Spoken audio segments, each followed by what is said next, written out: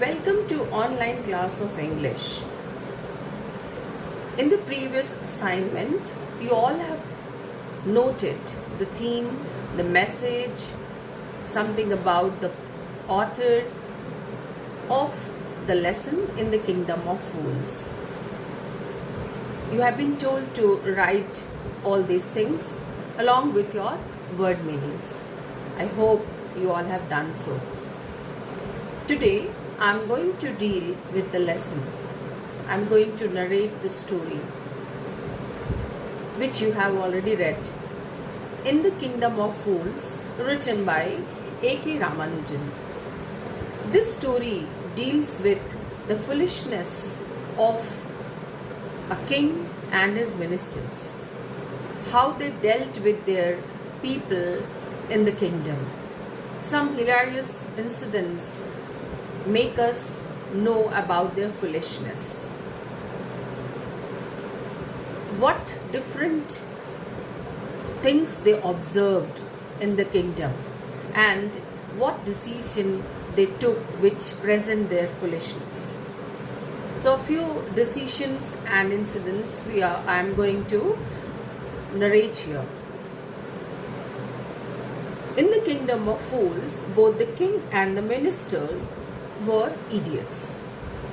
They didn't want to run things like other kings. So they decided to change night into day and day into night. So what happened after that? One day, a guru and his disciple arrived in the city. Both of them were amazed by what they saw around them. In the evening, suddenly, the whole town woke up because everybody had to observe night as a day and day as a night. The two men were hungry and the shops were open. At night, the shops were open. To their astonishment, they found that everything cost the same, a single dudu. This is another amazing foolishness. Everything cost a single dudu, whether it is a small thing or a big thing.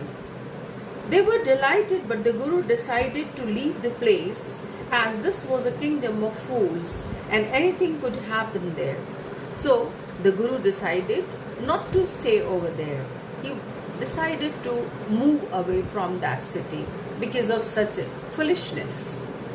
But his disciple wanted to stay there because he loved to eat cheap food. He was very foodie. So he stayed over there. And after that,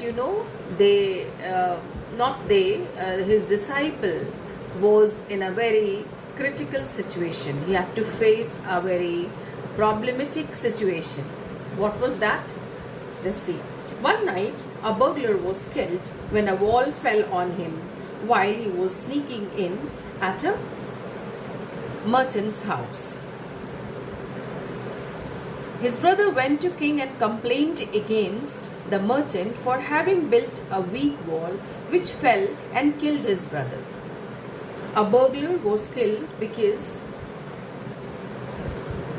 a wall fell on him while he was sneaking in. So his brother went to the king and complained, since the wall was weak, it fell on his brother and his brother was killed. The king summoned the merchant. Now, whose house was burgled, that particular person was called and he was the merchant. So the merchant was called and told his minister to investigate the case. The merchant blamed the bricklayer. Now the merchant said that it was the fault of the bricklayer, means the one who made the wall. The bricklayer pleaded that it was the dancer. Now people went to the bricklayer and what he said, it was not my fault. Though I built the wall, it was the fault of a dancer. Now how it was a fault of a dancer? Let us see. Who was responsible as she was going up and down and he could not keep his eyes or mind on the work. While he was laying the bricks to make that wall, there came a dancer, and she was constantly going up and down, which diverted the attention of the bricklayer. This was the reason he presented. The dancing girl said, now the investigation team went to the dancing girl. What was her reply? She said that it was the jeweler who did not keep his promise, and thus he had to visit him many times. It was the jeweler who did not give her jewelry, which she sent to be made. So this was the fault of the jeweler. The goldsmith said that it was because of the rich merchant's order that he could not deliver the things in time. Now the goldsmith was called. He was asked. So what did he reply? That it was the fault of the merchant. The merchant ordered him to prepare certain or some jewelry pieces, and he was busy doing that, and he could not. That's why he could not make the jewelry of the dancer on time. Ultimately, it was the same merchant who was called in the beginning. So ultimately what happened? The same merchant was found faulty, who was called in the beginning. Finally, the king passed death sentence for the rich merchant. Now see this very foolish decision made or taken by the king. What he said? That the merchant had to face death sentence, but he was so thin that he couldn't fit the stake. The stake which was used or which was going to be used for his hanging, that was bigger than the size of the merchant. Merchant was so thin. He was too thin to fit the stake. So the king ordered for a fat man for execution. Since he could not fit in that, the king called a fat man who could fit in that stake. Okay. The soldiers caught the disciple who had become fat by eating a lot. Now, who was that fat man?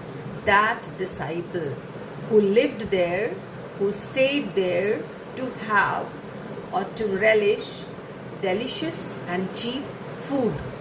So he became very fat. That's why he was called. And he was found that he could fit that stake. Now see, isn't it very amazing, very surprising, something bizarre? Okay, so he was called to have that punishment, though he did not do anything. What do you feel, children? Is it not a bizarre decision? See the spelling of bizarre. B-I-Z-A-R-R-E. Bizarre means strange, very strange decision. Okay. The disciple remembered his guru and prayed for his help. Now the disciple was in big problem. How to get rid of this problem? So he prayed and asked his guru to help him. And the wise guru arrived. Okay. The guru befooled the king and the minister that it was the most auspicious time, and whoever would die first would be the future king, and whoever would die next would become the minister.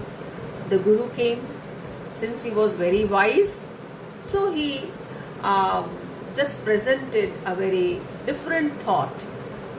What he said, that the occasion was very auspicious. In this auspicious occasion, the one who would die first would be the future king. and the one who would die next would be the minister. So he just presented a temptation to become the king, the future king and the future minister. So what happened after that? So the king and the minister decided to die on the stake.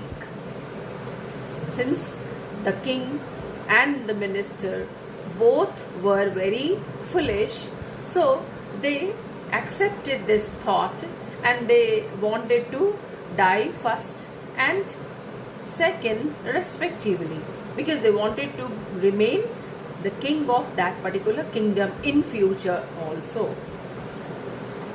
So how this wise man just presented his wisdom and put a trap in order to rescue his disciple.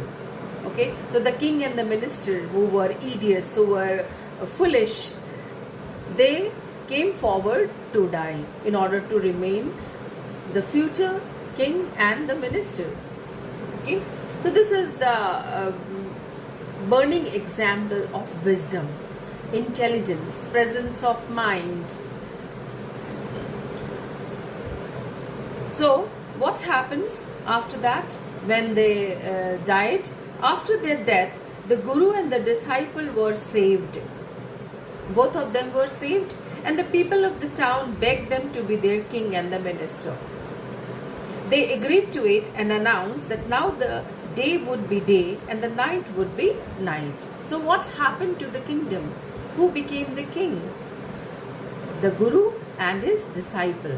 The guru became the king and the disciple became the minister on the request of the people, because the people found them wise, king and the minister. So they asked them to become the king and the minister of that particular kingdom, to have the reign of that, or to have the governance of that kingdom. And they agreed to it. And after that, they took the decision that day would be observed as the day and night would be observed as night. It should not be in reverse order. And from that day, all started following his decision, and people could get nothing for a single dudu.